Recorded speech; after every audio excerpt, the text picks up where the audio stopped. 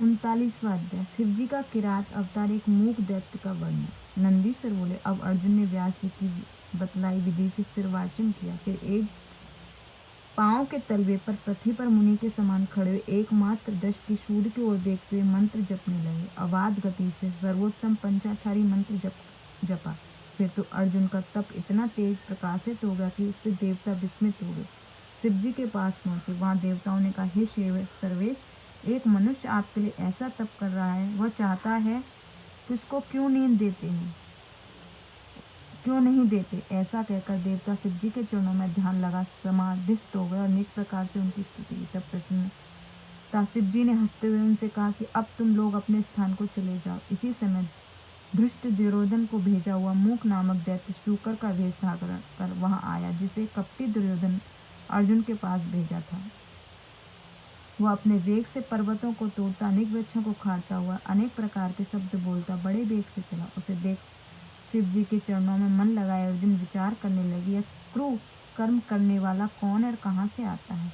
कहीं यह दुर्योधन का हितकारी सखा तो नहीं है, जिसे देखने पर मन व्याकुल ही हो? वही शत्रु है। आचारणी कुल को कहता है, शरीर को भोजन को कहता है, वचन शास्त्र कहता है, तब नेत्र स्नेह को कहते हैं। इस प्रकार और भी मन कई विचार निश्चय कर अर्जुन वहीं पर बैठे बैठे उस पर बाण चला दिए। उसी समय अर्जुन की रक्षा और भक्ति की परीक्षा करने के लिए भक्त वत्सल शिव जी अपने गणों सहित वहां पहुंचे और रक्ष बांधे हुए थे।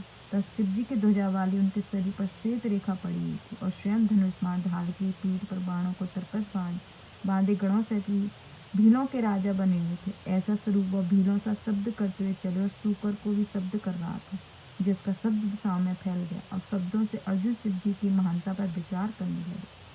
उन्होंने श्री कृष्ण को पुनः व्यास जी का उपदेश स्मरण कर शिव जी को शुभकर मंगलकारी सुखदायक समझा। उन्होंने मनी मन शिव जी का नाम जपते कहा, शिव जी तो सभी प्रकार के दुखों को शमन करता है, वे समर्थ हैं, जो कुछ करना चाहेंगे कौन मिटा सकता है। लक्ष्मी चली जाए अथवा रहे, मृत्यु निकट आ जाए अथवा युगांतर में हो, मनुष्य निंदा करे अथवा स्तुति, किंतु शंकर जी तो दुखों का नाश करते हैं। हमारे जैसे पुण्य और पाप होते हैं, शिव जी वैसा ही सुख और दुख देते हैं, परंतु इतने दयालु हैं कि भक्तों के सुख ही देते हैं, इसमें कुछ भी संदेह नहीं। जैसे शुद्ध किया हुआ श्रवण शुद्धि को प्राप्त होता है, वैसे ही शिव जी की परीक्षा से भक्त शुद्ध करते हैं। पूर्व मुनियों का यह कथन है, इस कारण मैं उन्हीं के भजन में सुख पाऊंगा। ऐसा विचार कर तब अर्जुन ने अपने धनुष पर फिर बाण चढ़ाया, तो उसी समय सूकर का पीछा करते शिव जी वहां पहुंचे। उन दोनों के बीच में सूकर अद्भुत पर्वताकार दिखाई पड़ा। अर्जुन और शिव जी के साथ उस पर बाण छोड़ा। शिव जी का बाण सूकर की पूंछ में और अर्जुन का बाण उसके मुख में लगा। उसके लगने से सूकर मूर्छित हो गया, पृथ्वी पर गिर पड़ा। बाण उसके मुख से पार कर पृथ्वी में समा गया और सूकर मर गया। देवताओं ने हर्ष ध्वनि की उस पर पुष्प बरसाए।